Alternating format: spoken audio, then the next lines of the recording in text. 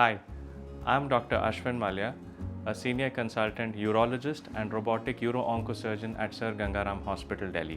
Urinary incontinence क्या होता है? यूरिनरी इनकॉन्टिनेंस का मतलब जब पेशाब का कंट्रोल छूट जाता है, तो ये अलग अलग तरीके से आ सकते हैं। तो सबसे कॉमन हम जो देखते हैं वो है स्ट्रेस यूरिनरी इनकॉन्टिनेंस। इसका मतलब है कि जब पेट के मसल्स पे कोई भी दबाव पड़ता है, जैसे आप खांस रहे हैं, छींक रहे हैं या ज़ोर से हंस रहे हैं और सडनली पेशाब का लीकेज हो गया, सो इसको स्ट्रेस यूरिनरी इनकॉन्टिनेंस बोला जाता है। दूसरे टाइप का इनकॉन्टिनेंस है अर्जेंसी यूरिनरी इनकॉन्टिनेंस। इसमें क्या होता है कि आपको बहुत ज़ोर की पेशाब लगी है और आप बाथरूम पहुंचने से पहले ही रास्ते में लीक हो गया, कुछ बूंदें या पूरा यूरिन ही लीकेज हो जाता है, इसको हम अर्जेंसी यूरिनरी इनकॉन्टिनेंस बोलते हैं। कभी कभी ये दोनों साथ में हो सकते हैं, जिसको हम मिक्स्ड यूरिनरी इनकॉन्टिनेंस बोलते हैं।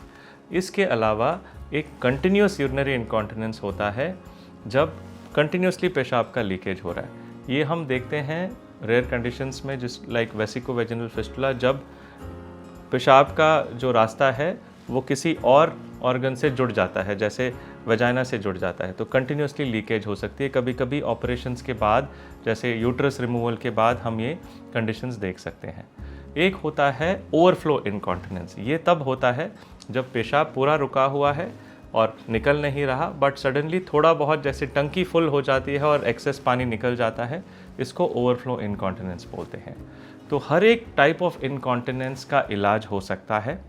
तो your urologist will see what type of incontinence you have, and दवाइयों से भी ट्रीटमेंट हो सकता है, छोटे प्रोसीजर्स से भी हो सकता है, ऑपरेशन से भी हो सकता है। बट सबसे पहले डायग्नोस करने की ज़रूरत है कि आपको किस तरह का इनकॉन्टिनेंस है।